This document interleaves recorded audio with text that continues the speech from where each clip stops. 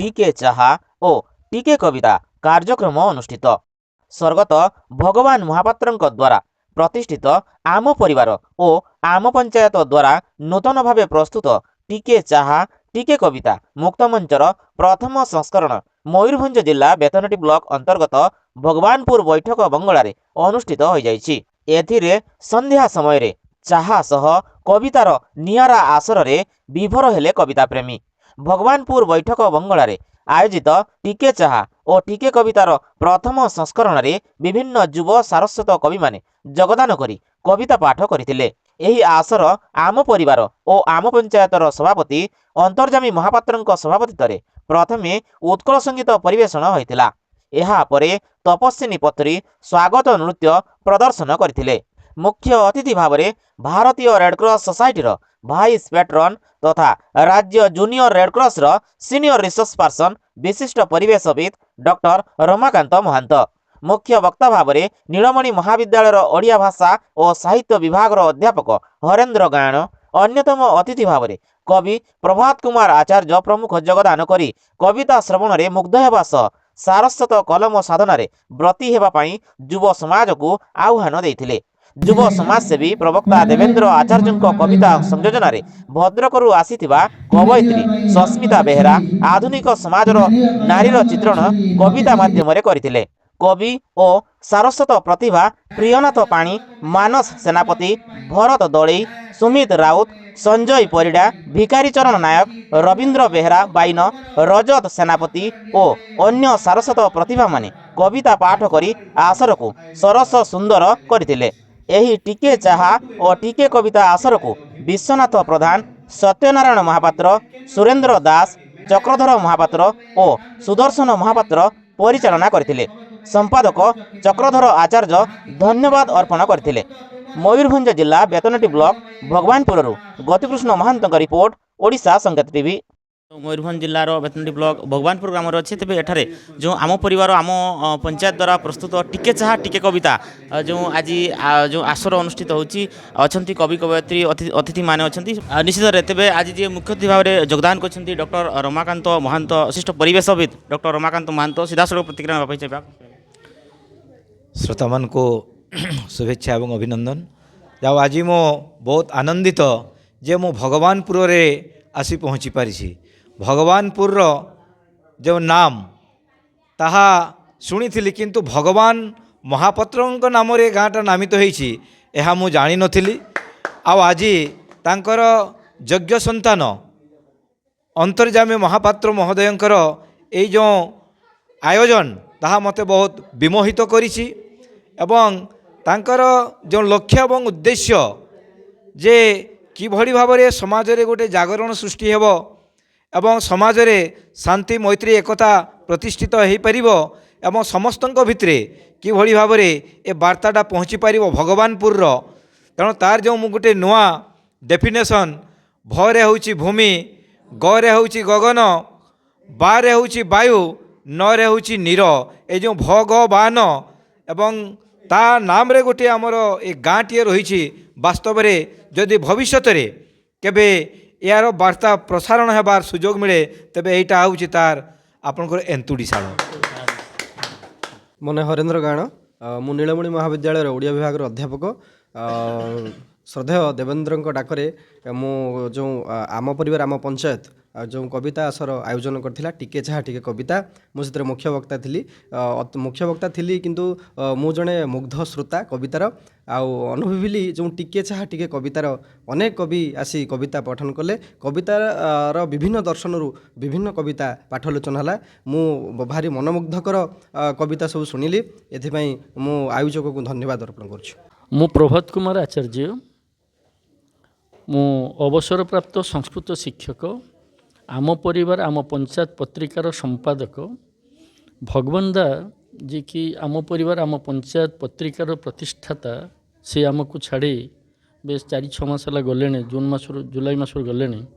ତାଙ୍କ ପରେ ତାଙ୍କ ସୁପୁତ୍ରମାନେ ଯାହା ହଉ ଏହି ସାହିତ୍ୟ ଆସରକୁ ଉଜ୍ଜୀବିତ କରି ରଖିଛନ୍ତି ଏବଂ ଆଜି ଗୋଟିଏ ନୂଆ ରୂପରେ ନୂଆ ଢଙ୍ଗରେ ଆସିଲା ସାହିତ୍ୟ ଆସରଟା ପରିବର୍ତ୍ତିତ ହେଲା ଟିକେ ଚା ଟିକେ କବିତା ଏବଂ ଏଥିରେ ଯେଉଁ ବହୁ ଦୂରଦୂରାନ୍ତରୁ କବି କବୟିତ୍ରୀ ମାନେ ଆସି ଏଥିରେ ଯୋଗ ଦେଲେ ଏବଂ ଅତି ସୁନ୍ଦର ମନୋମୁଗ୍ଧକର କବିତା ପାଠ କଲେ।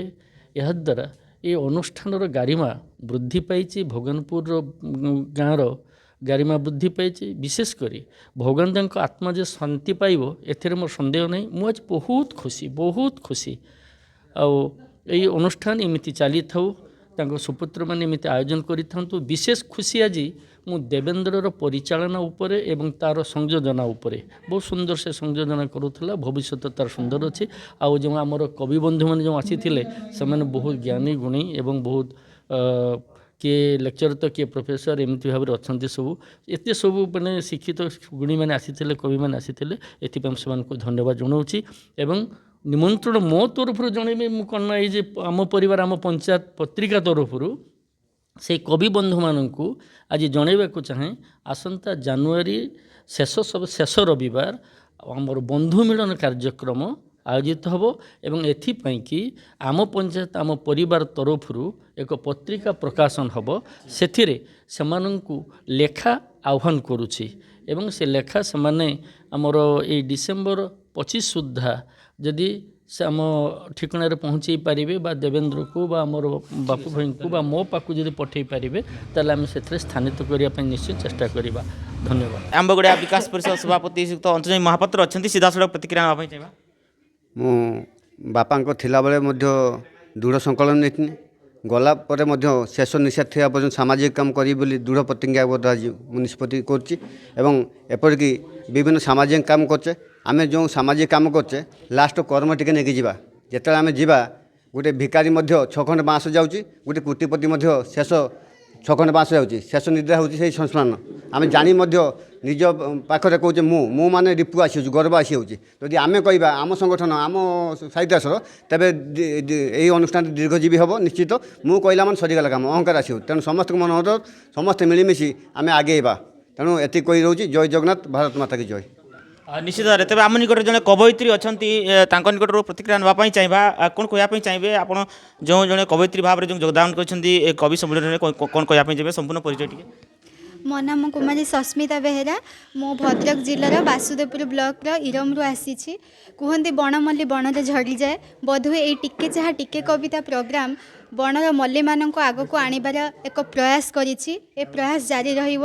ଛୋଟରୁ ବଡ଼ ହୁଏ, ସବୁ ଜିନିଷରେ ଛୋଟ ଥାଏ, ଛୋଟରୁ ବଡ଼ ହୁଏ। ସେଇ କିଛି ବଡ଼ ଆଶାରେ ବୋଧହୁଏ ଟିକେ ଚାହା ଟିକେ କବିତାର ଆୟୋଜନ ହୋଇଛି। ମୁଁ ସମସ୍ତଙ୍କୁ ଧନ୍ୟବାଦ ଦେବି। ବୋଧହୁଏ କବିତାର ବାସ୍ନା ମୋତେ ଟାଣି ଆଣିଛି ଭଦ୍ରକ ସହରରୁ ମୟୂରଭଞ୍ଜ ଯାଏଁ। ଧନ୍ୟବାଦ। ନିଶ୍ଚିତ ଭାବରେ ଆମ ସହିତ ଅଛନ୍ତି ଯେଉଁ ଆଉ କିଛି କବିମାନେ ଅଛନ୍ତି, ଯୁବ କବି ଅଛନ୍ତି, ପ୍ରତିଭାମାନେ ଅଛନ୍ତି, ପ୍ରତିକ୍ରିୟା ନେବା ପାଇଁ ଚାହିଁବା। ନମସ୍କାର ସମସ୍ତଙ୍କୁ। ମୁଁ ଭରତ ଦଳାଇ, ରୂପସା ନୀଳମଣି ମହାବିଦ୍ୟାଳୟରେ ଇଂରାଜୀ ବିଭାଗରେ ଅଧ୍ୟାପନାରତ। ତ ଶ୍ରଦ୍ଧେୟ ଦେବେନ୍ଦ୍ର ଆଚାର୍ଯ୍ୟଙ୍କ ଅନୁରୋଧ କ୍ରମେ ମୁଁ ଏଠାରେ ଆସି ପହଞ୍ଚିଲି ଏବଂ ଏଠାରେ ଜାଣିବାକୁ ପାଇଲି ଯେ କବିତା ଆଶ୍ର ହେଉଛି ଟିକେ ଚାହା ଟିକେ କବିତା। ତ এই কবিতাରେ ପୁଣି ଭାଷା ପ୍ରତିବନ୍ଧକ ନୁହେଁ ଏହା ଜାଣିପାରି ମୁଁ 3ଟି ଭାଷାରେ କବିତା ପାଠ କଲି ଏବଂ ଏଠାରେ ସମସ୍ତଙ୍କର କାବ୍ୟିକ ଚାତୁରୀ ସ୍ପଷ୍ଟ ଭାବେ ବିଦିତ ହେଲା ଏବଂ ସମସ୍ତେ ନିଜର ଭିତରେ ଥିବା ଲୁକାୟିତ ଗୁଣାବଳୀକୁ ସର୍ବସମ୍ମୁଖରେ ପ୍ରସ୍ଫୁଟିତ କରିପାରିଲେ। ତ ଏହା এই ପ୍ରୋଗ୍ରାମ କେବଳ এই ଆଞ୍ଚଳିକ ରୂପସା ଅଞ୍ଚଳ ଭିତରେ ସୀମିତ ନ ହେଉ, ଆଞ୍ଚଳିକ ସ୍ତରରୁ ବାହାରି ଏହା ଆନ୍ତର୍ଜାତୀୟ ସ୍ତରରେ ମଧ୍ୟ ବିକଶିତ ହେଉ, ଏହା ମୋର ଶୁଭେଚ୍ଛା ଏବଂ ଶୁଭକାମନା। ଏବଂ ଏହିପରି এই অনুষ্ঠাନ ଆଗକୁ ବଢ଼ି ଚାଲୁ। ସମସ୍ତଙ୍କୁ ଧନ୍ୟବାଦ। ନମସ୍କାର, ମୁଁ ମାନସ କୁମାର ସେନାପତି। କବିତା ଲେଖାଲେଖି କରିବା ସହିତ ମୋର ଅନ୍ୟ ପରିଚୟ ହେଉଛି ମୁଁ ଫକୀରମୋହନ ବିଶ୍ୱବିଦ୍ୟାଳୟରେ ଓଡ଼ିଆ ଭାଷା ସାହିତ୍ୟରେ ଗବେଷଣାରତ ରହିଛି। ଏ ଏକ ସୁନ୍ଦର ସ୍ୱାଗତଯୋଗ୍ୟ ପଦକ୍ଷେପ। ରାଷ୍ଟ୍ରପତି ପୁରସ୍କାର ପ୍ରାପ୍ତ ମୋର ପ୍ରିୟ ସାନ ଭାଇ ଦେବେନ୍ଦ୍ରଙ୍କର ଉଦ୍ୟମରେ ସହିତ ଯେଉଁ ଆମ ଗାଁ ଆମ ପଞ୍ଚାୟତ ରହିଛି, ଏ ତୃଣମୂଳ ସ୍ତରରୁ ସମସ୍ତ ସାରସ୍ୱତ ସ୍ରଷ୍ଟାମାନଙ୍କୁ ଏକଜୁଟ କରିବାର ଯେଉଁ ପ୍ରୟାସ, ଟିକିଏ ଚା ଟିକିଏ କବିତା, খুব সুন্দর পদক্ষেপ নেইছন্তি। ମୁଁ ଆଗାମୀ ଦିନରେ କାମନା କରୁଛି ଏ ଅନୁଷ୍ଠାନ ଆଗକୁ ବଢ଼ୁ ଆଉ ଏଇଭଳି ସମସ୍ତଙ୍କୁ ସଂଗଠିତ କରାଯାଉ ସାହିତ୍ୟିକମାନଙ୍କୁ। ଆମ ସହିତ ଅଛନ୍ତି ଚକ୍ରଧର ଆଚାର୍ଯ୍ୟ ଅଛନ୍ତି, ଶ୍ରୀଯୁକ୍ତ ଚକ୍ରଧର ଆଚାର୍ଯ୍ୟ ନନାଙ୍କ ନିକଟରେ ପ୍ରତିକ୍ରିୟା ନେବା ପାଇଁ ଚାହିଁବା। ହଁ, ମୋ ନାଁ ଚକ୍ରଧର ଆଚାର୍ଯ୍ୟ। ଏ ଅନୁଷ୍ଠାନ ମୁଁ ଜଣେ ସଦସ୍ୟ। ତ ଭଗବାନ ଦା ଥିଲେ ଆମର ପୂଜ୍ୟ ଏ ଗାଁର ମୁଖ୍ୟ ପ୍ରତିଷ୍ଠାତା। ସେ ମାସିକ ସାହିତ୍ୟ ଆଶ୍ର କରିଥିଲେ। ତେଣୁ ସିଏ ଗଲା ପରେ ଆମେ ଚିନ୍ତା କଲେ ବର୍ତ୍ତମାନ ସମୟରେ ଯେଉଁ ଯୁବକମାନେ ଆସୁଛନ୍ତି, ପିଲାମାନେ ଆସୁଛନ୍ତି, ଛୁଆମାନେ ଆସୁଛନ୍ତି, ତେଣୁ ସେ ଆଧୁନିକ କବିତା ଲେଖୁଛନ୍ତି। ତେଣୁ ଆଧୁନିକ ଶୀର୍ଷକ ଆଲୋଚନାରେ टिके ता नाटा गोटे मॉडलिंग कराला तेणु टिके चाह टिके कविता कराला देले सुंदर लगे सरस सुंदर लगे एवं विभिन्न प्रकार जो कवि कवयित्री आसुँच से उच्चारण आचरण करेंगे तो समस्त को बांधि रखे तेणु साहित्य है समस्तंकर हित पाई साहित्य तेणु समस्ते साहित्य साधन करने उचित जहाँ ये प्रार्थना कर अनुष्ठान आगक दीर्घजीवी हो। मो ना सुमित कुमार राउत मु राउतपड़ा आसी नीलमणि महाविद्यालय मु पाठ पढ़ुली तो एक बहुत बड़ प्रयास आउ मत बहुत खुशी लगे आसिक ये कविता पाठ करिवारे कथारे अच्छी लिखा हेले धाड़िए पढ़ा हुए गाड़िए तो ताहा मुझे अनुभव कली जे गोटे कविता कहली सीना हेले अनेक कविता शुणा पाइली अनेक किसी जाना पाइली तो ये बहुत बड़ प्रयास मत गर्व अनुभव होची कि मुझे भली मंच रे आसी पहुँची पारिछि आउ देवेंद्र मते डाकी धन्यवाद। मु श्री विश्वनाथ प्रधान यही जो आमर भगवानपुर प्राथमिक विद्यालय अच्छी ए मु प्रथम शिक्षक थी से दिन ये प्रयास थिला ये विद्यालय किभली आगक नेबी सेहीपरि जो 2024 मसीह ये विद्यालयटी मुख्यमंत्री शिक्षा पुरस्कार पाइछि। बहु प्रचेष्टा बहु कष्ट बहु प्रतिहित चेष्टा करी बेतरंडी ब्लॉक एकमात्र विद्यालय भगवानपुर प्राथमिक विद्यालय पाइछि। मोर परिचय एतिक आम सहित अच्छा जो गछ मनीष भाव में परिचित जो रवींद्र बेहरा अच्छा श्रीजुक्त रवींद्र बेहरा सीधा सड़क प्रतिक्रिया नापी चाहिए कौन कहना चाहिए? मुझे श्री रवींद्र बेहरा डाकना बाइन गछ मनीष भाव में परिचित तेणु मोर बड़ भाई भगवान महापुत्र चलीगले आमको अधूरा स्वप्न कर चलीगले से आम जागृत करुले तेणु तांकर स्वप्न को साकार करने आम सब जागृत रहीबू तेणु ये अनुष्ठान के आगे चलो तार प्रयास आम जारी रखीचु एवं ये कही मुझे रोचे। तेज शुणुले कि भाव में जो मयूरभंज जिला बेतनटी ब्लॉक अंतर्गत भगवानपुर ग्राम जो आमगुड़ा पंचायत भगवानपुर ग्राम जो रही आम परिवार और आम पंचायत द्वारा प्रस्तुत टिके चाह टिके कविता जो मुक्त मंच जो कवि कवयित्री मानकर गोटे जो कवि सम्मेलन अनुष्ठित होता जो श्रीयुक्त देवेंद्र आचार्य जहाँ आयोजन करते स्वतंत्र भाव में आमगुड़ा विकास परिषद सभापति श्रीयुक्त अंतर्जमी महापात्र आयोजन करते जो सीधा सड़क प्रतिक्रिया प्रकाश करते कि भाव में ये जो कवि सम्मेलन कवि कवयित्री मान गोटे प्रेरणार उत्स पलटि सीधा सड़क प्रकाश करते। मयूरभंज जिला बेतनटी ब्लॉक भगवानपुर गतिकृष्ण महांत रिपोर्ट ओडिशा संकेत।